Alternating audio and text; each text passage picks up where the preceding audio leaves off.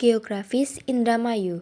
Secara geografis, Indramayu terletak pada posisi 107 derajat 52 sampai 108 derajat 36 PT dan 6 derajat 15 sampai 6 derajat 40 LS dengan batas wilayah. Di sebelah barat terdapat Kabupaten Subang, di sebelah timur terdapat Laut Jawa dan Kabupaten Cirebon, di sebelah selatan terdapat Kabupaten Majalengka, Kabupaten Sumedang, dan Kabupaten Cirebon. Di sebelah utara terdapat Laut Jawa. Tetapi siapa sangka ternyata Indramayu memiliki dataran tinggi dengan suasana sejuk dan asri. Tidak banyak yang tahu kalau Indramayu yang notabene adalah dataran rendah ternyata juga memiliki gunung. Penyebab terjadinya perlawanan Indramayu terhadap Jepang. Perlawanan Indramayu terhadap Jepang merupakan bagian dari perlawanan yang lebih luas terhadap penduduk Jepang di Indonesia selama Perang Dunia II. Ada memicu beberapa penyebab utama perlawanan ini, yaitu yang pertama, penindasan Jepang. Salah satu penyebab utama perlawanan Indramayu terhadap Jepang adalah penindasan yang dilakukan oleh pemerintah penduduk Jepang pada masa itu.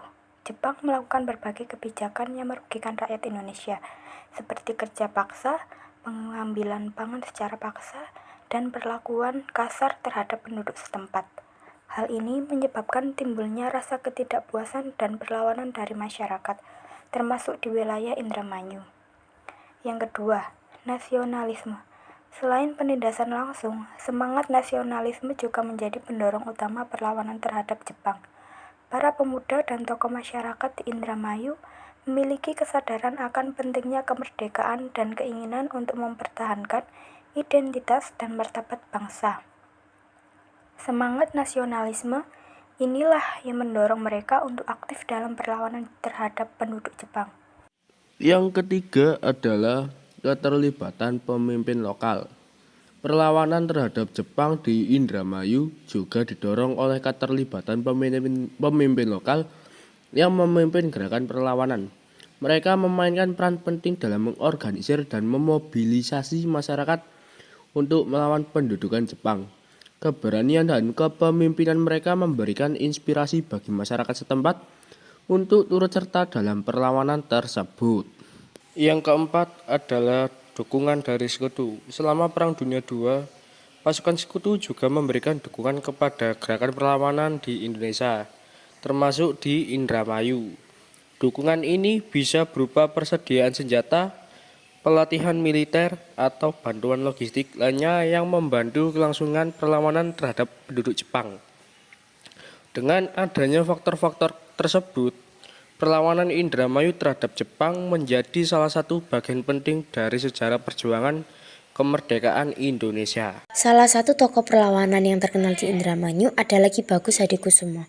Ia dikenal sebagai pemimpin perlawanan yang gigih dan berhasil memobilisasi masyarakat setempat untuk melawan penduduk Jepang.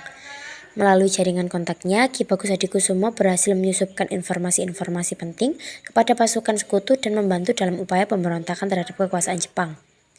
Selain Ki Bagus Hadikusumo, ada juga tokoh-tokoh lain yaitu Haji Madrias, Haji Kartiwa, dan Kiai Srengseng adalah tokoh ulama yang memimpin perlawanan rakyat Indramayu. Penyelesaian.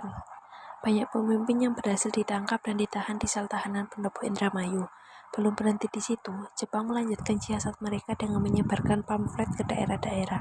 Isi pamflet tersebut adalah rakyat Indramayu diminta untuk menyerahkan diri ke pendopo dan tidak perlu khawatir karena semua akan dijaga dan dilindungi.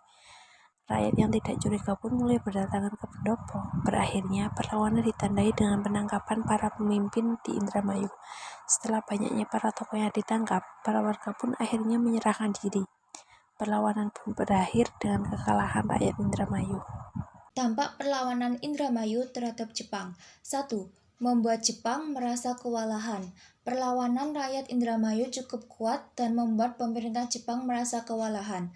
Hal ini memaksa Jepang untuk mendatangkan bala bantuan dari kota lain untuk meredam pemberontakan. 2. Menunjukkan kegagalan kebijakan Jepang. Perlawanan rakyat Indramayu terjadi akibat kebijakan pemerintah Jepang yang merugikan rakyat, seperti kewajiban menyetorkan sebagian hasil padi dan adanya kerja paksa Ramusa. Ini menunjukkan bahwa kebijakan Jepang tidak diterima oleh rakyat. 3. mengguncang stabilitas pemerintah Jepang. Perlawanan rakyat Indramayu dan kabar tentang perlawanan tersebut yang menyebar ke luar wilayah bisa mengguncang stabilitas pemerintahan Jepang di Indonesia. Dampak perlawanan Indramayu terhadap Indonesia. 1. Membangkitkan semangat perjuangan. Perlawanan rakyat Indramayu terhadap Jepang menunjukkan bahwa rakyat Indonesia tidak tinggal diam menghadapi penjajahan. Hal ini membangkitkan semangat perjuangan di berbagai daerah lain di Indonesia. 2. Menginspirasi pemberontakan lain. Kabar tentang perlawanan rakyat Indramayu menyebar ke berbagai wilayah dan menjadi inspirasi bagi pemberontakan lainnya di berbagai daerah Indonesia. 3. Menyadarkan pemerintah Jepang. Perlawanan rakyat Indramayu membuat pemerintah Jepang sadar bahwa rakyat Indonesia tidak mudah ditindas. Hal ini memaksa Jepang untuk melakukan berbagai upaya untuk meredam pemberontakan, termasuk mendatangkan bantuan dari kota lain.